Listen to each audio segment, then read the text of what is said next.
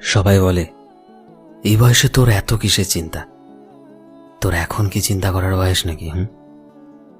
কিন্তু ওদেরকে বোঝায় কে যে এই বয়সটাই তো চিন্তার? ফ্যামিলির চিন্তা, ভবিষ্যতের চিন্তা, প্রয়োজনের তাগিদে নিজের শখগুলোকে প্রাধান্য না দিতে পারায় প্রচন্ড মন খারাপ। সেই চিন্তা, প্রিয় মানুষকে হারানোর কষ্ট, খুব কাছের বন্ধুদের হারানোর কষ্ট, আপন মানুষদের আসল রূপ দেখানো, মন ভাঙা গড়ার গল্প, সব মিলিয়ে এই বয়সের সমস্ত জিনিসগুলো এত বেশি ভাবায়। চিন্তা কেউ নিজের ইচ্ছায় করে না, নিজে থেকে চিন্তা আসে মনে।